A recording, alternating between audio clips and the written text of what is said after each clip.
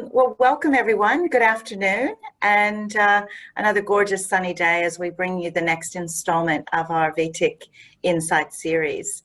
And our session today will indeed be a very, very special one.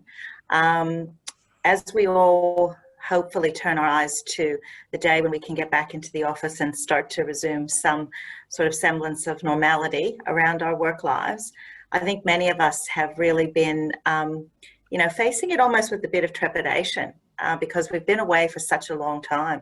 When we reflect on it, I mean, we've been out of the office now since the 16th of March, we started working from home. So 6 months is really a long time for us to be apart.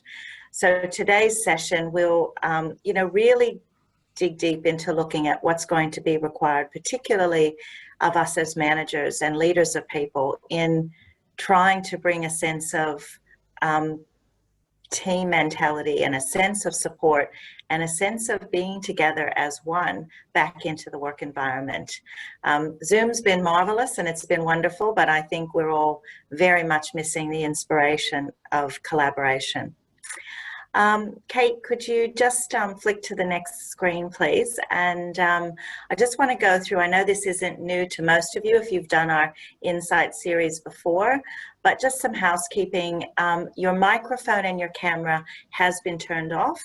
And I'll please ask that you field all your questions through the Q&A box. And again, just to repeat, not putting it into the chat, but if you can please put those questions in the Q&A box, because it's just hard to sort of keep track of 2 streams of questions. So that will really help a lot. Also on that point, Mel will have some very definitive breaks in her presentation today, and we'll take those questions at those points in time.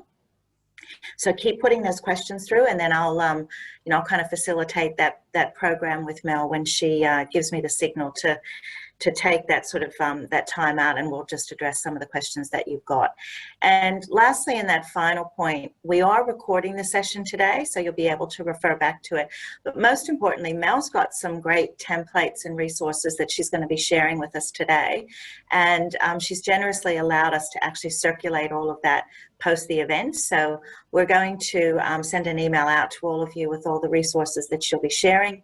We will also ultimately load this up onto our support hub, but in the meantime, you'll be getting first dibs at this at these great resources I know that Mel will be sharing with us today. Thanks, Kate. I just wanted to also take a moment to thank some of our partners. First of all, and most importantly, our wonderful presenter today. What you're seeing today is brought to you by Mel Neal in Mind Insurance. And Mel, we couldn't do something like this without you. I don't want to, make it too big, but I know that you always do such a great job in what you do in presenting. And I'm sure that this will be an incredibly valuable presentation to all of us right now. I think we're all feeling it. So me personally, I'm really looking forward to this presentation today. I also want to acknowledge our principal partner in much of the industry development work now that we're able to present to the industry. The Department of Jobs, Precincts and Regions, which is part of obviously the Victorian government, that has really been bringing many of these support materials and activities that we're delivering to the industry. We're able to do that through their generous support. But also our major partners in the City of Melbourne, the Department of Transport and Victoria University. They have each continued well. VTIC normally would be putting on lots of events that these partners would work with us on. This year we can't do that, of course. But these partners have stayed with us, have continued to support us, and in supporting us are doing so that we can support you, the industry, in bringing these types of programs to you. So I just want to say a very big thank you to everyone that's involved, because this is sincerely a team effort to put all this together. Thanks, Kate. So I probably normally at this point would have a bio to talk about someone, but for Mel, I didn't even ask for that. And largely because I think, so many of us have had the pleasure, the joy, and the honor of working with Mel over many years. If you've done our wonderful Melbourne Tourism Leadership Program, Mel has facilitated that program, probably since its inception, I believe, Mel. And through all of this, I think each of us have come to know and respect and have a lot of fun with Mel, but at the same time, learn so much from her, not just about what we need in our jobs, but also we learn so much about ourselves. And we're thrilled that we could have Mel with us here today to talk about, as I said, what is a really critical kind of point in time for all of us having been out of our offices for so long, and to have someone like Mel work with us today and help us to prepare ourselves and to think about and reflect on the things that we're going to need to do to bring our teams back together again and to inspire our teams once again to work as a single unit. So Mel, I can't thank you enough. As I said, I'm really looking forward to today, but it's a pleasure to have you here with us. Thank you so much, Felicia. I'm very grateful for the opportunity again to be able to, get with so many fabulous industry peeps and hopefully add some value to the difficulty that has obviously hit all of us. I'm just going to, just while I share a screen so that you guys have got the slides in front of you, I'd just like to take the opportunity to acknowledge country, all of the countries that we are blessed to be on, although some of us are a little frustrated that we can't go on to multiple countries right now. But I do want to acknowledge and honour the elders, past and present, of all of the countries we find ourselves on today, and remind ourselves of the privilege that we have to be able to live and work where we do. So hopefully everyone can see a giant purple screen with some white writing on it, and I've got, for those of you, everyone pretty much knows my Ginger Ninja, DJ, probably better than you all know me. He's in here just to give me a bit of a hand. He's going to put some links in the chat window for you for some resources that I'm going to talk about, and that, of course, as Felicia has said, will be made available afterwards. We're going to talk about a concept called job crafting, which has two really significant pieces in it. We're going to go through those in as much detail as we can in the time that we've got. But what I encourage all of you to do, if possible, is get yourself either electronically a screen that you can mess about on, or pen and paper, because I do actually want you to do some stuff during our session today so that you can really go a little bit deeper than just listening and going, oh, that's interesting. I actually want to challenge you to have a go at some of this stuff. Couple of things, the materials, including the slides, will be made available, which Felicia's already said. Any of the reference papers will also make available, so there's some academic, empirical material that sits behind what I'm going to present today. And so for those of you who are either not sleeping or, like to go a bit deeper, there'll be plenty of reading material available for you to get behind the scenes of this concept I'm going to share. And we'll do our best to get through all the questions, but if we don't, I'm very happy to take them away as homework and come back to you. The guys at the team at VTIC will make sure that anything that doesn't get answered, we make sure that we do. So again, just as a reminder, remember your questions go in the Q&A box, so that Felicia can help curate those when we stop. So let's have a look at the concept of meaningfulness first, because this is the, if you like, the result of job crafting. If you get job crafting right, which includes two things, it includes job landscape design, which we're going to look at today, and job crafting, which we're going to look at today. If you get those two things right, what you end up with is meaningfulness, a high level of meaningfulness. And that's the amount or degree of significance that employees believe their work possesses. And what we also know through loads and loads of research is that when people get a sense that their work actually means something beyond a pay packet, not downgrading the importance of a pay packet, certainly not in the times that we have now. But what we end up with is people who have high levels of job satisfaction. They have much higher levels of motivation, and that motivation comes from within. So we are not having to try so hard to keep propping people up, because they're actually finding a wellspring of resource from within themselves. And we also find their performance is enhanced, because what they do is they bring more of their best to everything that they do. So if you imagine in the next kind of 3 months in particular, that you were able to build a landscape that gave you that outcome, I'm sure none of you would knock it back if you said, gee, if I could have a little bit more of that amongst my people. Certainly, because I know that many of you have probably been struggling with motivation yourself. you've probably been struggling with how to keep some of your team engaged and motivated and connected. And yes, some people will be desperately wanting their work to start up again, certainly if there's been some financial impacts. But I'm sure, I'm making some generalizations here, but I am sure that even when you guys can open your doors, or the ones that are opening their doors now, there are going to be challenges that are still going to exist, and for quite some time, that people have to try and lift their performance whilst they're facing those challenges. So just keep those things in mind, because I know that they are varied right across all of the industry, but they certainly exist. So what we're going to look at is, how do we end up at this point with people who believe that their work means something, and they have higher levels of job satisfaction, a wellspring of internal motivation that they draw on, and of course, great performance. So the key topics we're going to look at today, the first two are connected to the manager or the leader of people, anyone who has someone whose environment they're responsible for.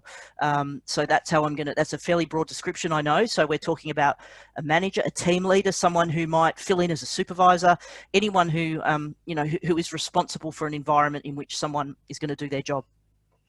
And so the manager becomes the landscape designer, if you like. So you can put that onto your CV, which I think would be really cool. I've always wanted to be a landscape designer, just without the physical trauma, and now I get to. And the autonomy supportive manager is the approach. So the role is being a landscape designer, and the approach you bring to that is what we call autonomy supportive. And we're going to have a look at those two concepts today. And then the third concept actually belongs to the role of the team member. However, all of us are team members if we have bosses. So whilst we may be bosses, or we may be managers, or we may be supervisors, we are actually also, we also have a role of our own. And so the job crafting stuff, I want you to make sure that you don't take your job crafting hat off, because in fact, for the vast majority of people, we are both. We are potentially, if we lead people, a landscape designer. But in fact, if we report to somebody else, or we have an obligation to a board or a committee or a manager or a supervisor, then we also are job crafters. So in fact, both of these skills are critically important. All right, so let's get into landscape design. Okay, so this is the first challenge I'm going to give you. Right, to color outside the lines, one needs lines there in the first place. And so this is one of the things that sort of happened in management space was maybe about 10 years ago, I suppose, maybe 8 years ago.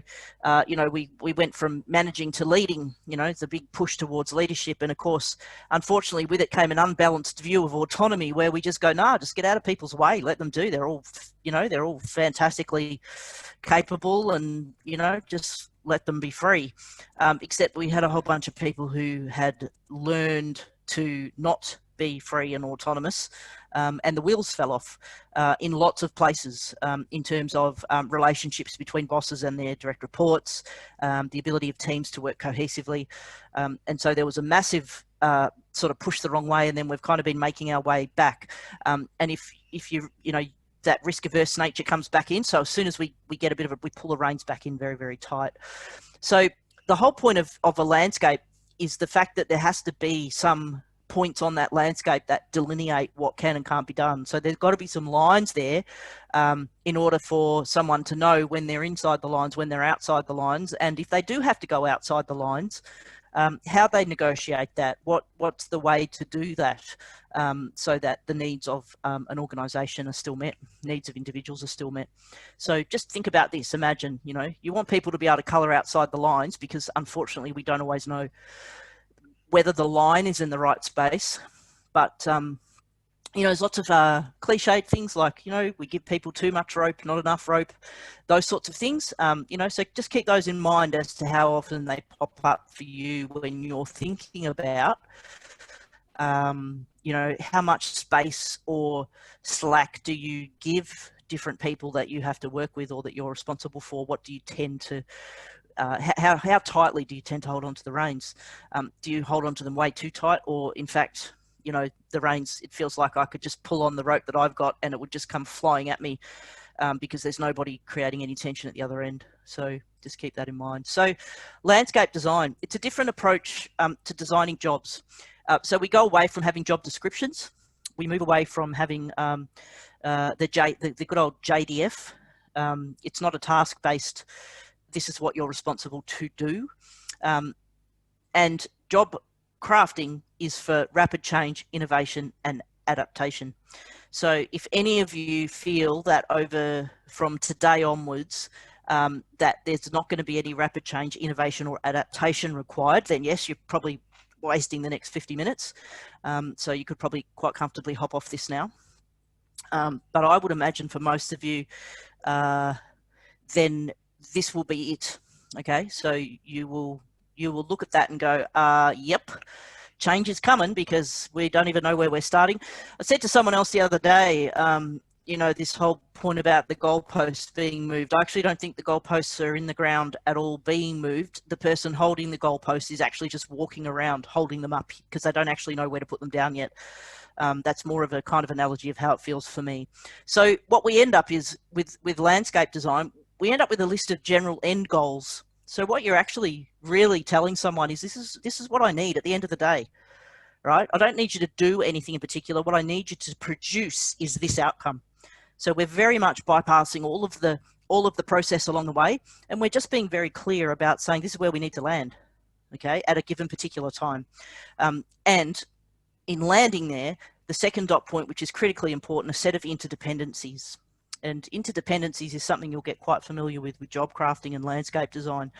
Ways in which the person's goals overlap with the end goals of other people or departments. So in a job description, it basically says you're responsible to do this and you'll do it this way, and this is how we'll measure you and how successful you are. But at no stage does it tell you who's going to get in your way, who are you going to get in the way of, who are you going to be at loggerheads with because your goal, funnily enough, doesn't actually align with someone else's goal. They've got their goals that they were told that they have to achieve, which are actually going to push up against yours, you know, most of the time. Only some will be aligned and some will not be aligned. So it's a focus on shared goals among individuals and teams rather than task-focused hierarchical relationships. So anyone who's really, really, really strongly attached to your hierarchical relationships in your organizations, just, you know, hold on to the side of your chair. The sharp intake of breath that you just had, it'll pass, and I promise it won't hurt too much. But it's a completely different approach, as much of a mindset approach. So we're changing mindset just as much as we are changing process. We are going to stop in a tick. So the job landscape design map. Now DJ is going to put a link up for the actual map itself. So if you would like to have a look at this right now, you can click on the link and you'll get access to the document. But please remember, we're sending these resources out. You don't necessarily need the document in front of you, but this is a period of time where I want you to grab your pen and paper or have your screen that's available. So remember, we're the landscape designer here, so we are the leader. We have people for whom the environment that they work in is our responsibility. Okay, and so funnily enough, the first thing that you have to learn after you've changed your mindset, so you're now going to, you know, remember that you're going to let go of that hierarchical piece, and it's no longer task focused. The most important piece that you have to start with is the what and the why. Okay, and funnily enough, this is an area which we're not necessarily particularly good at defining for people. So what we're doing here is we're saying these are the outcomes, not the processes, not the tasks. These are the outcomes we need. And why do we need these outcomes? And you need to be able to talk about the why, and that why needs to be important. It needs to not be answered with things like because it's policy. Because my God, that is got to be one of the most boring reasons to do anything, because it's the rules, because we're governed by, because it's required, because it's in the document. No.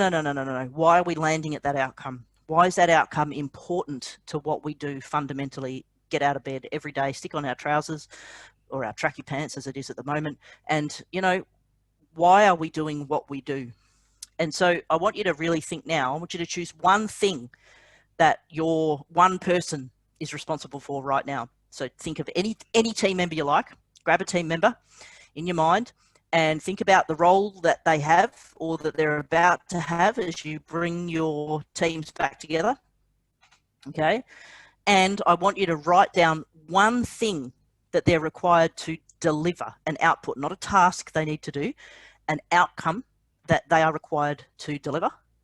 And then I want you to write under it why. What is the compelling reason why that's the outcome that you want them to work on? Okay. And just have a think about it. And if you're struggling, that's okay. Just write dot points. There's no right or wrong answer here, because I don't understand what all of you do and who these people are and what strengths they bring to the table. But I want you to start challenging yourself to change the language. We are now talking about our outcomes and why they're important.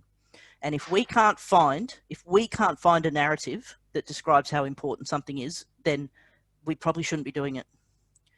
Okay. So I want you to just keep that in mind. And so make sure that you can choose one of your people, an outcome that they are required to deliver for you or for your organization, and the reason why, the compelling reason why.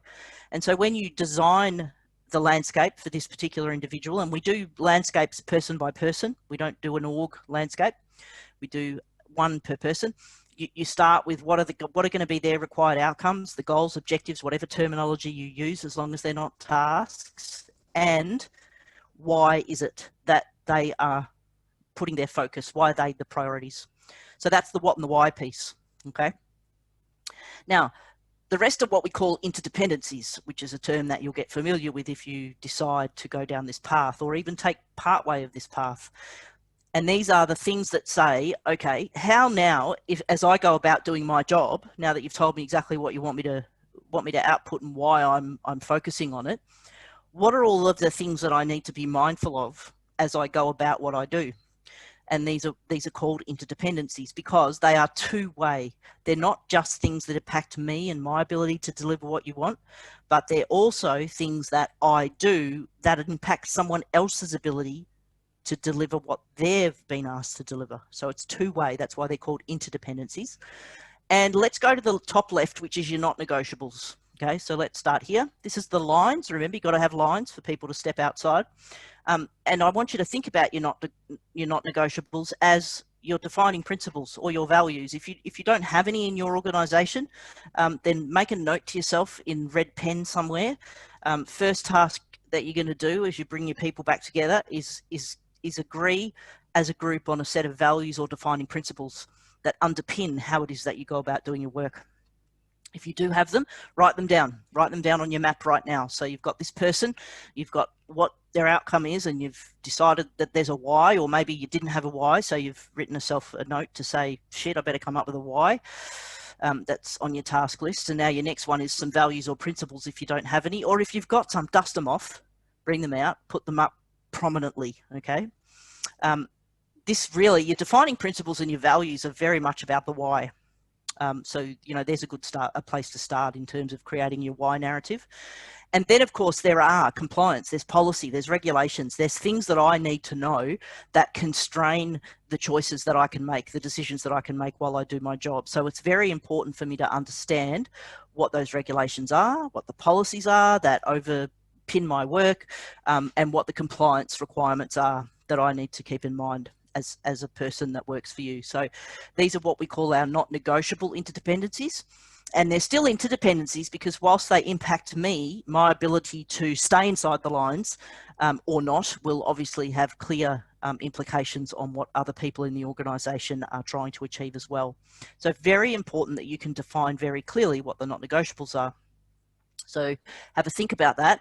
Write yourself, keep a task list as we go through for the things that you probably need to go and maybe have a hunt for. There may be some very short-term policy compliance regulation pieces in regards to the COVID safe practices that you will need to bring in place in your organisation. And so, that's going to be a bit of a moving feast, which is an important piece to get right in your landscape. So there are not negotiables. Then when we come down to the bottom, we're going to go anti-clockwise, which I know is going to be not comfortable for some and others are going to love it. Information sharing and reporting. So what you are defining is who needs to know what, right? When do they need it? And how do they like to get it? And as long as I understand that, that's all you need to put in the landscape. All right. So who needs to know what about what I do, and when do they need to know about it, and how do they like to have it? And make sure, so have a think about it. Have a think about all of the people that will potentially need to know something about what I do. So I'll give you some really like sort of easy examples, but they'll be very specific to whatever business. Is there board reporting that's required, which is on a, you know, on a calendar basis? Are there quarterly compliance requirements that go back up to your policy and compliance? Are there, you know, short-term people that only need to be brought into the loop every now and then? So this is just about me understanding I'm doing a piece of work, away I go, getting my outcome. Who needs to know what about what I do, and when do they need it, and how do they like it? So that we don't end up, I'm sure you have in your organization at times, reams and reams of reports, and you know, this document goes out and that document goes out, and you know full well that most people don't read most of it, because it's actually not what I need the way I need it when I want it. And so I look at it and go, well, what am I supposed to, oh man, sorry, pass. And then when I do want it, I can't find the bit that so it's pretty easy. Who needs to know what about what I'm doing? When do they need it? And how do they like it? How do they want it? Okay. Which means you can get away with dot points for some people. You can get away with a paragraph in an email. However, I may have to put something much more formal together in a board template. Whatever it is, make it nice and clear, because then it's not something we're going to trip over down the track. We head across to the right and we're talking about other outcomes, goals and objectives. So who else is in the frame? Okay. And what might impact me? So what's going to impact, what are other people working towards that may impact on my goals and outcomes? Okay. That may in fact either enhance or detract from my ability to be successful at producing what you've asked me to produce. Okay. And how might the work that I'm doing impact someone else's? So remember, this is two-way. It's very important for me to understand where I fit in the landscape. Where does everybody else fit? Okay. So think about that as you're, you know, writing out your map. See what you can manage as we go through this process. Even as quick as this is, you would obviously take a bit longer when you're doing your map, but this will give you a fair idea of how easy some of this is to bring to mind, and potentially where you might need to do a little bit of work to get this information robust and useful. Okay. And then we go up to resources. So basically, what is available for me to use? What are the tools of trade that I have available to me? What are the resources that I've got that are mine, that I don't need to ask for, because I know that I can go get them? All right. They're available. And most importantly, how can I obtain more if I need them? So what happens if I run out? How do I go and get more? Whereabouts can I get stuff from? What if something appears that we hadn't factored in at the start? What do we do about that? So what resources are available to me to produce the outcome that you've asked for? And in the event that I need more than what's available, how do I go about making that happen? And that's already laid out nice and clearly. So basically, I'm standing in a landscape and I can see where the rocky parts of the landscape are. I can see where the dry bits are. I can see where the soggy bits are, where I'll tend to get wet feet if I spend too much time there. I can actually see the landscape very, very clearly, and I'm in a position to be able to negotiate that landscape in the most effective way to produce the outcome that you've asked for. And so therefore, that big space in the middle, as the landscape designer, you're not allowed in there. You don't belong in there. You are not permitted to even put a toenail in that space as a landscape designer. You design the landscape in which the job crafter, guess what? They craft their job. They work out the how. You don't get to do the how.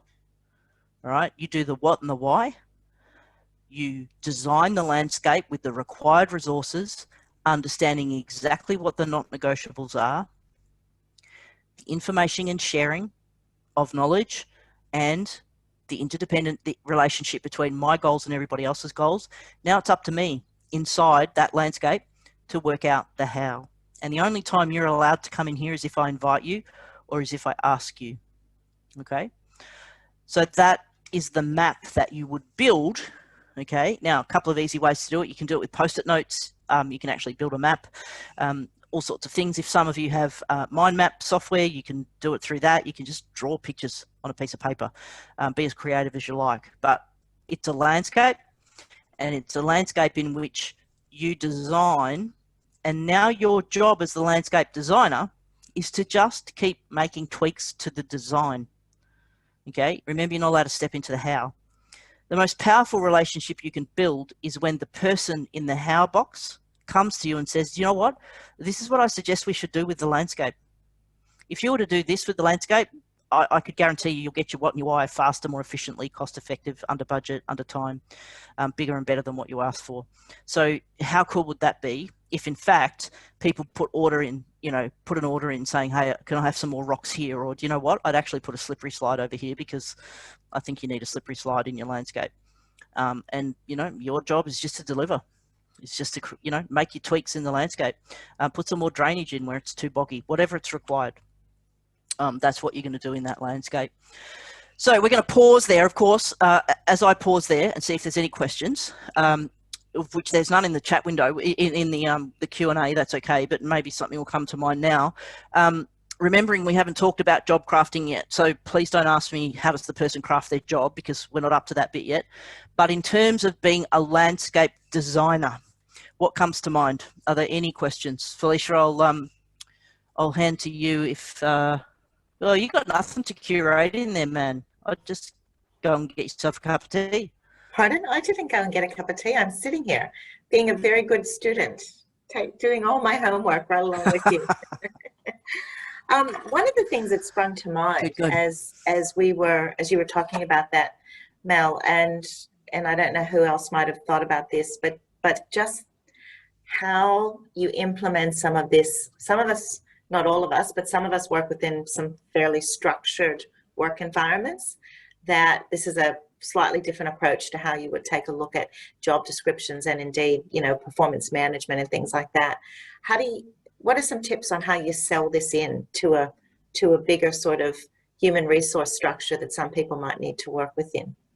Yeah, absolutely. That's a really great question. So there's two things to that. One is I would encourage managers within organisations that if their organisation isn't going to take something like this on wholesale, don't miss the opportunity to introduce as much as you possibly can with at least your people.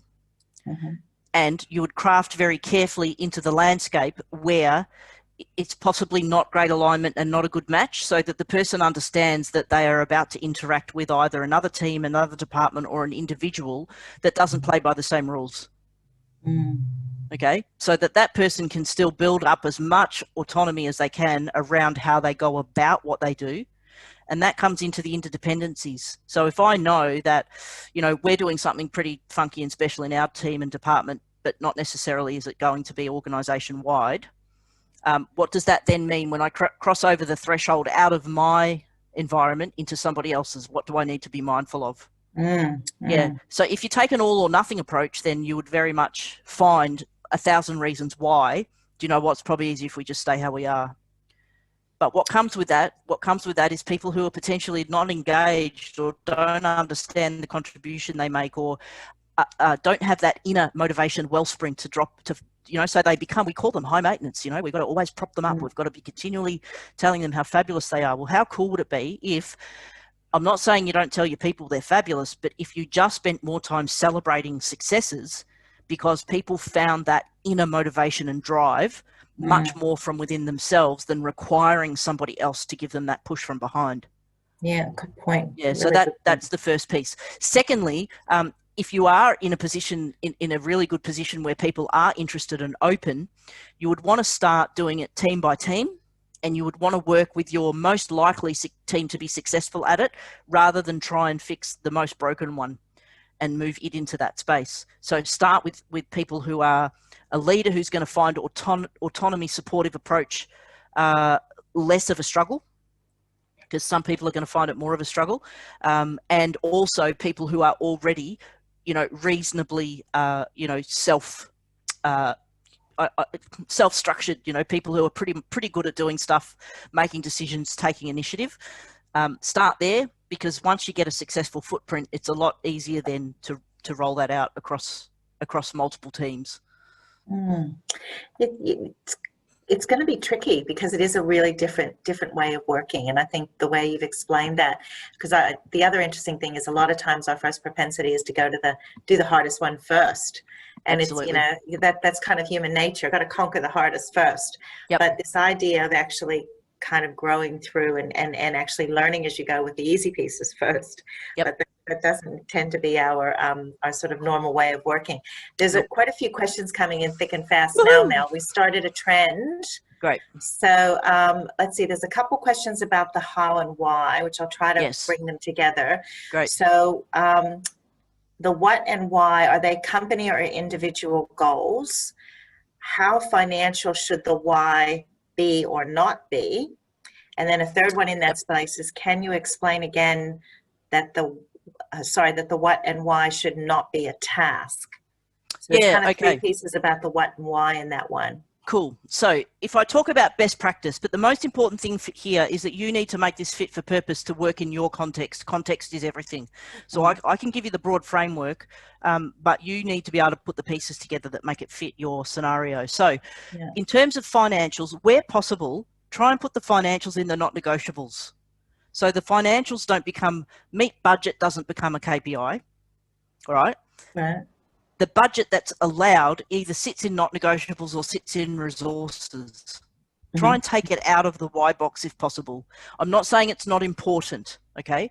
But it's a bit like saying, our whole point of reopening is to make money.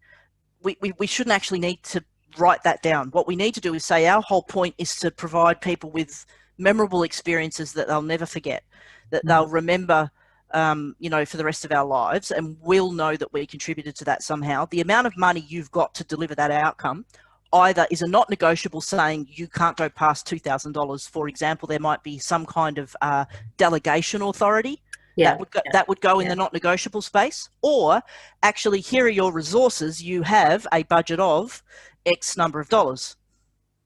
Okay, and if you need more, this is the process that you would follow in order to try and get more. Like you might have to put in a budget bid or whatever it might be.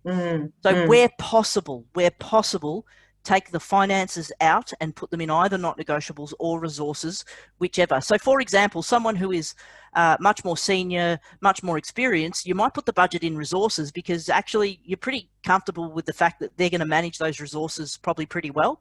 But maybe someone who's a bit more junior or hasn't had the experience of governing a whole budget, you might actually put the financials in the not negotiables. Where there's line. So I hope that is helpful around, that was for Clive in particular, but I hope that's helpful around the financial piece. I'm not saying don't put it in there, but try not to if you can. Company and individual goals, you want to make sure that there's a combination of both. You want to make sure that basically you will have organisational objectives, which probably everybody shares, but they'll potentially do something different towards that same objective. But you also want to make sure that there are individual pursuits, and we're going to have a little bit of look at that around passions and motivations with the job crafting piece. As many of those as you can incorporate in there will drive that wellspring, will make that wellspring much more sustainable. So it should be a combination of both. It'll be weighted depending on where you find yourself. Different landscapes for different objectives. Yeah, that's a great question. So yes, depending on what the outcomes are that you're asking me to do, you would define the differences around still each of the categories. So for example, the resources that I have to do one particular outcome may be very different to the resources that you're giving me to produce a different outcome. So you would differentiate them. You wouldn't do a different landscape for every single individual outcome, if that makes sense, unless of course you love doing landscapes, and you might want to develop 6 for somebody, and that might be, and hey, that might actually work for someone. They might rather a landscape set out, but I'd be getting them to do the legwork rather than you. Should not be a task. That's because you don't get to define tasks. You don't, in job landscape design, you don't define tasks.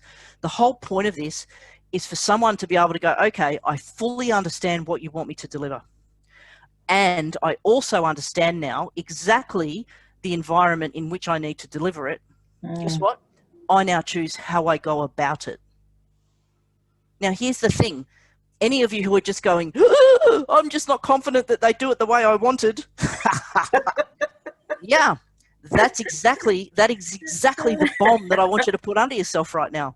Because if you get the landscape right, you can be confident that the vast majority of decisions that this person makes about how they go about what they do are going to be spot on, and I guarantee you probably better than the tasks you would have given them in order to get there. And this is the difference. The difference is your responsibility is the landscape. Am I setting this person up for success? You cannot set someone up for success by telling them step by step by step by step by step how you want something done. You just never get there as efficiently and as effectively as you do when you set the landscape up and you let them define how they go about it. Align with an org chart. So org chart piece again would be matched to the piece that I said at the start. The information sharing and reporting is part of who needs to know what and when. So that could potentially be. But again, you know, I'd be saying get rid of the org chart and start publishing landscapes. Actually move away from an org chart piece, but build the org chart into the interdependencies that are in the map, so that people understand, well, who am I aligned with, who am I not aligned with. That's probably where I'd put that bit. It's really quite, and can I just say congratulations, because you've nailed across every single one of those questions. Oops, we just got another one in. What happens if a job has lots of things or tasks that need to be done as part of it? Then stop looking at the task list and define the outcome. Okay. Now, if you're talking about a task that's a not negotiable, then it's a not negotiable. It's not a task. Does that make sense? Yeah. It's almost like that kind of fits into, there's certain things. If I think about, oh, let's say, for instance, in the tour and transport sector, there would be lots of things that people have to do that are about safety, regulation, and compliance. So, you know, they're not necessarily tasks delivering. It does, I guess, work to an outcome in that you are ticking the box on your requirements for health and safety or whatever it might relate to, but it's more about a performance element within the organization as it is to a personal outcome. Yep. Is that, yeah? Yeah, absolutely. So what you want to get to is, imagine that you threw out a job description, a current JDF that lists, and all you said was, these are the outcomes you're responsible to deliver. That's it. You just got to deliver these outcomes. That's it. So if you're putting lists of tasks in, those tasks, depending on what they are, if it's a task that defines the how the person has to go about it, then you're in the wrong box. Okay. If it's a task which is part of meeting a regulatory requirement, then start talking about the regulatory requirement that needs to be met, not the how will you meet the requirement. Yeah. And I'm not splitting hairs here. If you get out of the, oh, and by the way, I'd like you to do it like this. Oh, man, just do the job yourself. Don't hire anybody. And then you go to me, oh, but no one can do all of that. Well, then get out of it and stop talking about it. Because you're right, you've actually got people that you've hired to do all that stuff. So stop talking about it. Let them go do it. But let them go do it in a landscape that they understand how to negotiate. That's the key. So your focus is on the landscape, not the how is the person managing around the landscape. If you can notice that there's a person tripping up in the same part of the landscape every time, I guarantee you the problem is with your landscape. So you need to do some redesign work, not change the person in the middle or tell them how to do something differently. Change the damn landscape, right? Take the barrier out the way, or, you know, that's a whole different mindset. Okay. So move towards it. Just do little steps, you know, don't put yourself in panic land, but now's the time. There's not a more exciting time right now when, if you try now in today's environment right now, in the environment that you imagine is going to be, it's going to be hard for, you know, 3, 6, 12 months. We've got an amazing amount of change and uncertainty about what things are going to look like. If you now try and reimpose the previous structure that you had in the way that you did your work, you will not succeed, because the landscape that you're about to try and put that structure in place, mate, it's not going to be stable. So, you know, this is the time for you to go, okay, it's actually now time for us to actually change what we're doing, rather than, you know, expecting us to be able to put everything that we know back the way we had it. Now's the time. Now's the time. That's really interesting. All right, shall we keep going? Yes, sounds good. Beautiful. Let's go. All right. Awesome questions, guys. And again, if you want an extension on any of the answers I'm throwing in there, please hammer me. Don't let me off the hook easy. So we are going to do a little bit about autonomy supportive manager, but we're not going to do as much because this is really this is you changing from the inside out. So as I said, you're not allowed in the how, that box in the middle of the map, mate. That's a no-go zone for you. So every time you feel yourself stepping into it, what I want you to do is ask yourself, why am I feeling like I need to step in there? So if I need to keep stepping into that space, there must be something in the landscape that I haven't built that gives me the confidence that that person is actually going to be really good. So again, I'm not saying beat yourself up and get your cat o' nine tails out and start smacking yourself over the back because you step in there. Ask yourself not what's wrong with the person in the middle that's making me require to keep stepping in there. What I want you to do is think about, okay, why am I stepping in there? There must be something in the landscape that I haven't designed adequately enough for me to be comfortable to stay outside of that box. So what we're trying to do is bring together a beautiful balance of structure and freedom. And the structure is the lines that need to be there in order for the freedom of the person to make really wise, organizational focused, outcome focused decisions about how they stay in and outside those lines, and how when they do have to move outside the lines, they do it in a way that meets the values of the organization, that doesn't get you in front of the law courts, that looks after people, that provides the outcome, and that does it in a way that everybody's proud of. That's ultimately what you're after. Looks after everybody that's involved. So a learning environment is autonomy supportive rather than controlling. And basically, to make it really nice and simple, autonomy supportive means choice. So as a manager, as a leader, what I'm trying to do is create a landscape that gives people choice rather than makes them have to come back to me to control. I don't want that. And it's not because I want to be lazy. It's not because I can't be bothered, but it's because I want people to be at their best, and I want them to have an environment where they can make all of those choices themselves in a way that's heading the right direction. Okay, so that autonomy supportive is choice. And in order for people to make confident choices and wise choices, we need an environment that's set up for them to do that. Okay, so we give a cleaner a job and say clean this to the legislation without giving them a list that we've worked on for years.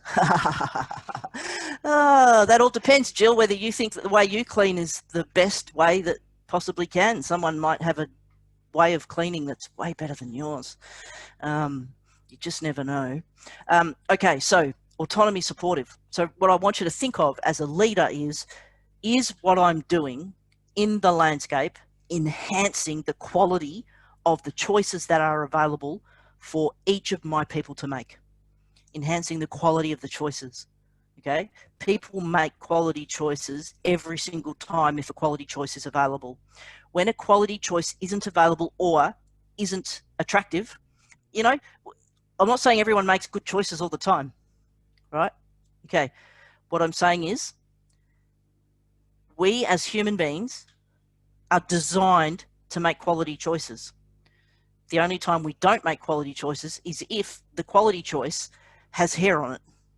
Okay, and the quality choice has hair on it, like if I make a mistake in the how and you smash me, guess what? That same quality choice, I'm going to balk from it next time. I'm not going to take a step in that direction. Okay, because it's actually not in my best interest to make that quality step, that quality choice. All right, so when we set up an environment where people can make quality choices that lead to success, people will err on that side every time. Okay, because that's what we're built to do as human beings. Doesn't mean that we don't have off days and we don't make mistakes, but what you're wanting to do is, and I guarantee you could have all the control in the world. You could be the biggest, most amazing control freak in the world, and I guarantee you people are still making mistakes and you're not getting what you want. So what you want to do is just minimize that down to the mistakes are going to be made, but what you want is for people to go, oh yeah, I get that. Yeah, now I understand it. Or where they come to you and they go, man, I couldn't have made the right choice even if you'd wanted me to. The landscape has totally dumb in this corner. There is no lighting. Put up some floodlights. Then we won't have this problem ever again. Change the landscape, and the quality of the choices that are available for people to make will be enhanced. Win-win. This is a mindset. I can't give you a checklist that will tell you how to be on autonomy supportive. What you have to do is say, is what I'm doing enhancing the quality of the choices that are available? And if I build my landscape that way, that's what I'll end up with. Okay.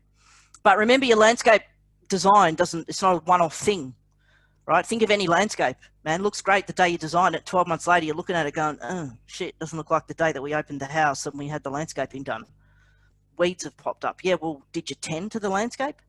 Oh, no, I've just been staring at it for the last 12 months going, how good is it? Right? So we need to tend to our landscape. That's our role as a leader, to tend to the landscape. So that's the autonomy supportive piece. So I am actually, Felicia, I'm going to pause here just for very quickly to just see around the autonomy supportive piece, the difference in your thinking. Can anyone imagine what it might look like? See, okay, you're talking about cleaning checklists, you're talking about tasks. If a checklist is required, that's a not negotiable. But what if I think your checklist is dumb and I've got a better way of doing the checklist? If it's my job and I'm responsible for that outcome, give me some autonomy. Give me some ability to create choice, one that meets the accreditation requirements. If you're getting down to that kind of nitty gritty, then you've got your head in task. All right. So again, if a checklist is required, that's a not negotiable. It's not a task. It's a not negotiable. Make sure the person understands that checklists is a part of what they do, but give them an environment where they can make the filling out, the regulatory requirement of that checklist a pleasure rather than a drag. Okay. If it's a drag, then you've got the wrong hat on. Yep. Any questions around autonomy supportive? Felicia, what came to mind for you? Yeah, it was interesting, and just thinking about, because as I said, there are aspects of a lot of what we do in our industry that are around regulation, accreditation, and conforming and compliance. But I guess the thing that struck me when you were talking about all of that is I guess more so to your point around creating an environment where people feel comfortable to make suggestions or talk about other ways of achieving those things. And I know we're kind of all guilty of that. I mean, that was one thing that struck me, even whether it's about compliance or not, because we kind of get so caught up with how we do things and the pace at which we do things that we don't sometimes stop to ask, is there potentially another way to do this?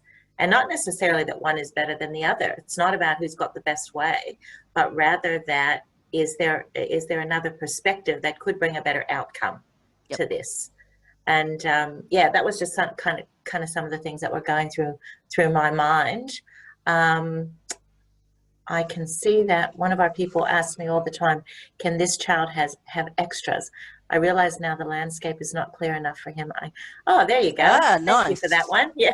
Sorry, I was kind of reading through that to see if there was a question at the end. Cool. That lovely statement. Yeah. You got it in one. Yeah, absolutely. But I think that so is you the go whole back thing to now that you landscape and go, challenge us. wow. Yeah. What's wrong with my landscape? Why is this happening? Something in the landscape isn't meeting a need. So yeah, it's a great example. Fantastic. I think for us as leaders, what we need to do is we need to remind ourselves that yes, we may have a world of experience, but when we're no longer the doer, right?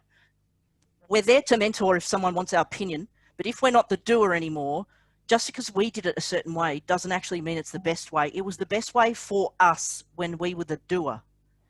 But when we're a leader, we're not the doer anymore. So bugger off talking about how you like to do it. Let the doer decide how they like to do it. And if you That's can't, the hardest thing to do, I think now. Then don't be a leader. Be a doer. Yeah. When people, especially when you step in the early days of stepping into those management positions, that's when it becomes, I think really a test of your capacity to let go. It's really hard because we're used to, we are specialists at what we do, and we're used to doing them in a certain way. And then all of a sudden, other people have different ways of doing things, and that is the test of letting go. You know, sometimes a really hard thing to do. Absolutely. Good stuff. But it also means that some will not deliver quality outcomes with so much freedom before they can work effectively in this kind of landscape. That's a good point. And I think the question there, Mel, and I was thinking about that in your first part of the presentation. Yep. There is a large element of trust in this as well.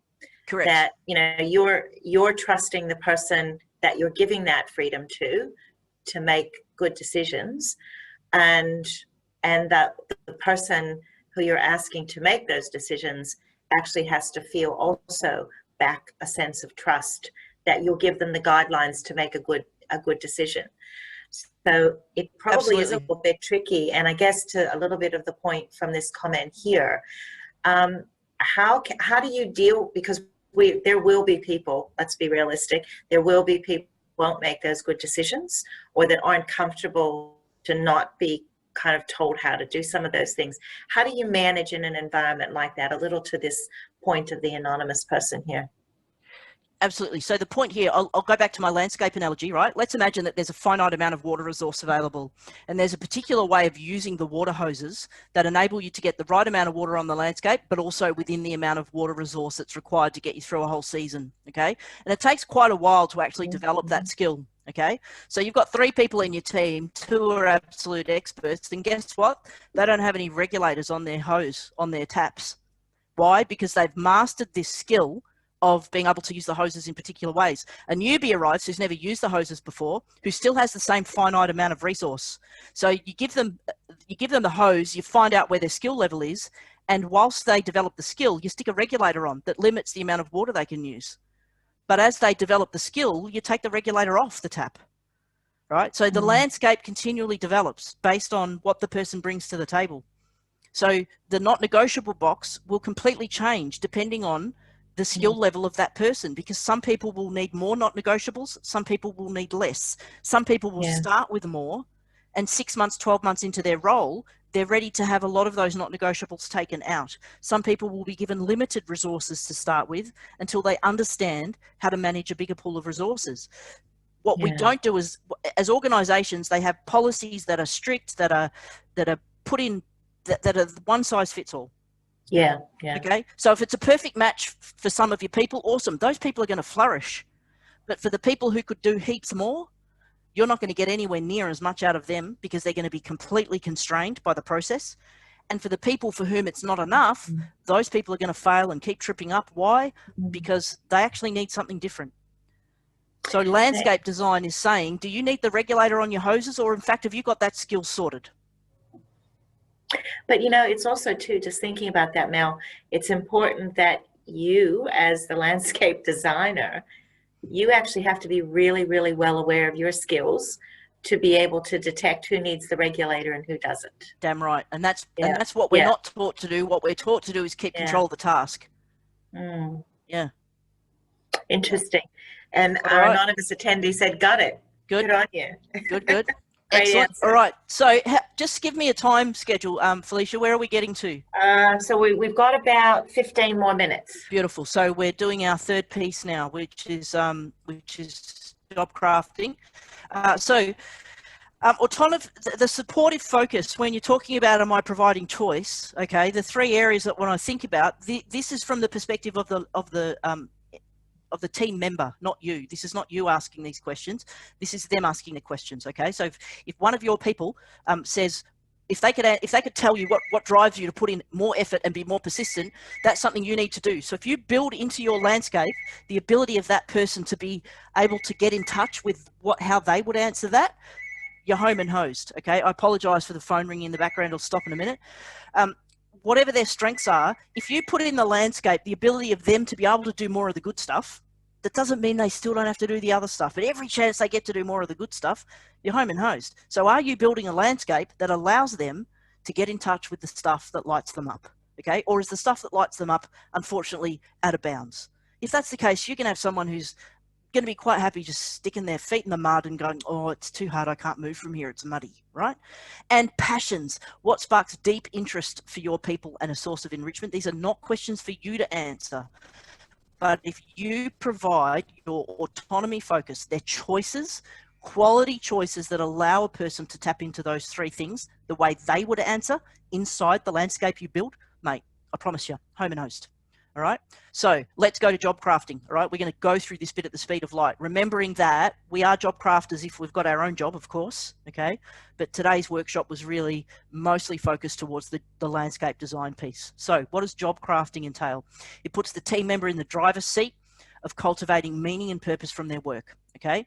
Continuous process influenced by where a person is in their career trajectory. So job crafting is not going to be the same for every person, and you need to understand that as a landscape designer. Some people are going to be awesome job crafters. Some people are not going to be so good. Some people are going to do more or less crafting of their job depending on where they are in their career trajectory. So keep that in mind. They carry out their own alterations from the bottom up rather than being directed by their manager from the top down. So they're the ones that are actually doing the crafting day by day in order to make sure that their work is really meaningful and they can have those high levels of motivation. So team members redefining and reimagining their jobs in personally meaningful ways, okay? Remember, they're doing this inside the landscape you built, right? So they do crafting of their tasks, they do crafting of their relationships, and they do crafting of their perceptions, the way they perceive their job and the way other people perceive their job. So that's what cognitive crafting is all about. Task crafting, they can add tasks, whole tasks to themselves they could put in place. Now you might be looking at it, rolling your eyes going, shit, I don't know why they bother wasting time doing that. But guess what? That thing, that extra thing that they choose to do, that's what makes them so good. And if you took that out, man, their motivation would drop. You wouldn't get the same. You might see it as a useless step. You don't need it.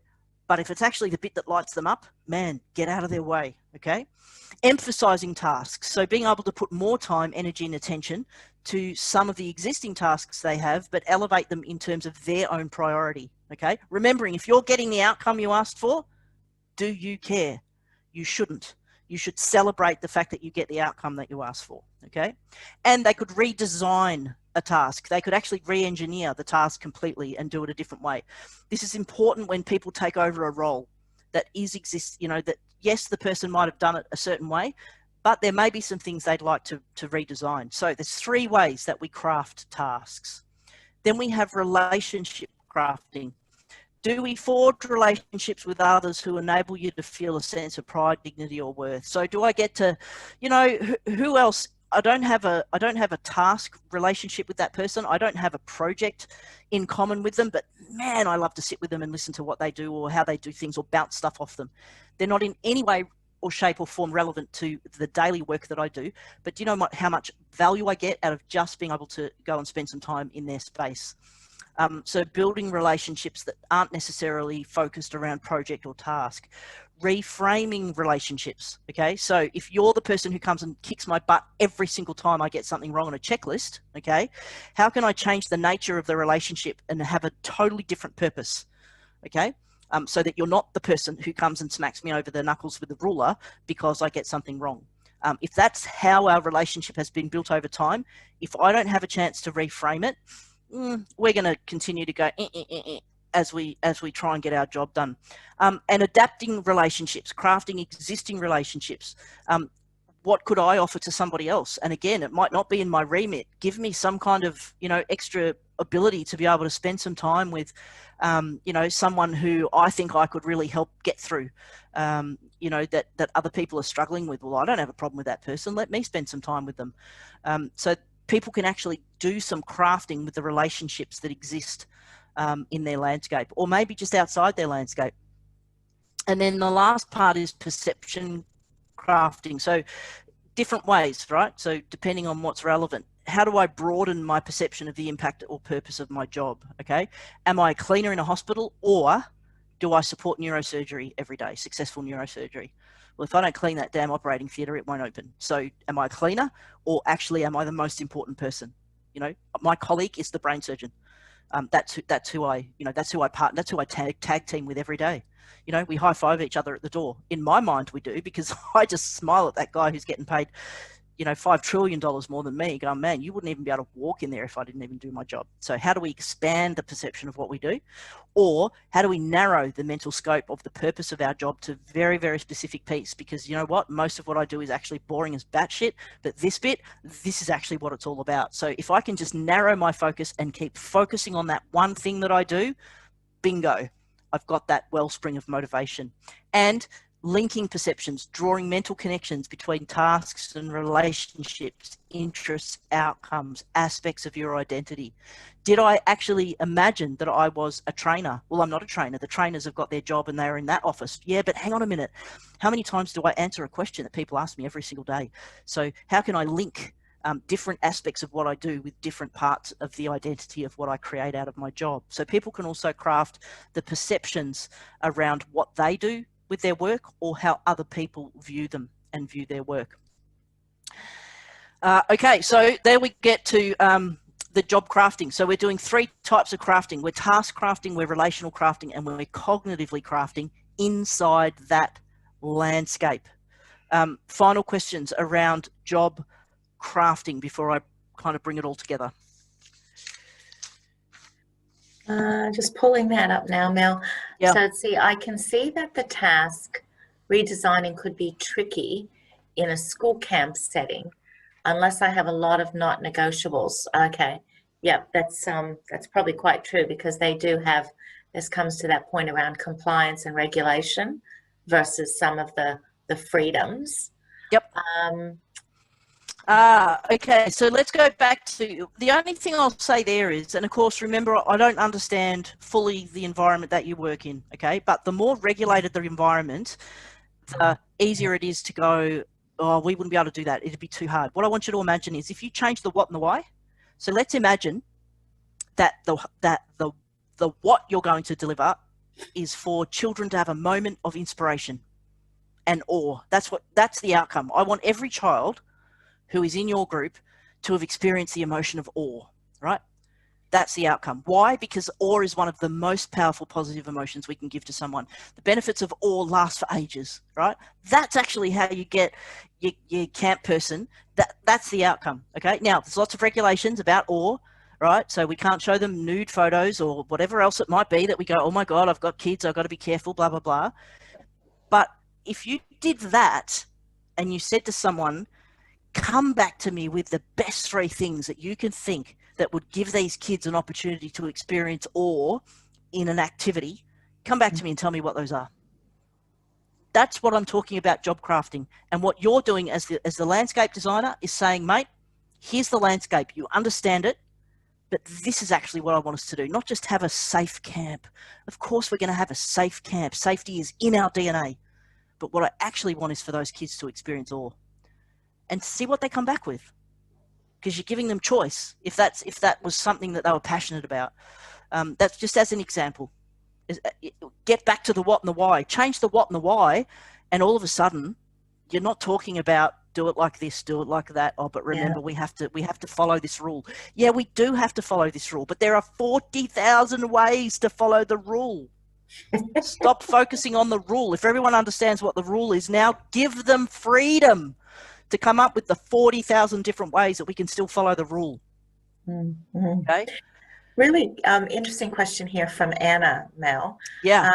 Can this sort of framework be used in upwards management? So, i.e. a leader that has a difficult director or clients, or is it more a people management tool for teams? So if you've got good landscape designers, then obviously it's a lot easier to manage up, because they already understand that sort of concept of being responsible for the landscape rather than the nitty gritty. However, when we do job crafting, if you imagine that the job crafter does most of the work, the ability of them to use a job crafting framework to try and explain, and here's the key, if I'm trying to, let's say Felicia, because, you know, she kind of has the reins a little bit too tight for my liking, right? So imagine that I'm a sort of person who wants a bit more space. What I've got to do is I've got to be able to say to Felicia, not, I don't like the way you manage me, or the way you manage me is wrong, or this is what I want, this is what I prefer, because that's not going to get me very far, okay? But if I can show by crafting my job, Felicia, you can have more of what you want more often, bigger and better than what you thought you could ever have it. Tell me which manager would turn that down. Which manager is going to go, no, actually, can we just go back to mediocre? I was much more comfortable there. Right? So if we assist with the job crafting piece and we do it really skillfully, people can learn to use job crafting by always linking it back to the what and the why, because everyone wants more what and why. Right? That's the key. How does give me a little bit more space, change this bit in my landscape, and I'll give you 10 times your what and why. Very true. Yeah. It kind of goes a little bit, I think, to the question I was asking myself earlier on. How would you recommend, or what would you recommend, Mel, as the first step in trying to introduce this in a large and traditional organization? Yeah. So again, the hierarchical structure of an org chart and the way an organization's designed is literally on paper, right? What does that do? It creates reporting lines. Those reporting lines are a reality of the part of the landscape. So what you're trying to do is start somewhere, a more traditional organization, go to safety first. What are the things that are going to be considered the least risky for people to be able to craft for themselves, right? So you go least risky first. And then what happens is people start doing things a little bit differently. And guess what? Not only does the earth not come to a screaming crash, but in fact, oh shit, people are happier. Oh, some of the whinging stopped. Oh, actually, these guys are getting along now. These teams are working better together. All around the less risky stuff, which didn't actually upset anybody. So you've got to get runs on the board if you're trying to disrupt a very, very traditional structure. However, I still will encourage you, do it where you can. Even inside the most strictest, ridiculously constrained, bureaucratic organization, you and one other person can do design and crafting together, and you guys can decide together that's how you do your working relationship. And all you got to do is start duplicating that, and before you know it, you've completely changed the landscape. It's very true, and it's interesting because even if you just did it on a small scale with a few people, it will pique the interest of others. And especially if it's working, you know, everyone wants to be part of what looks successful.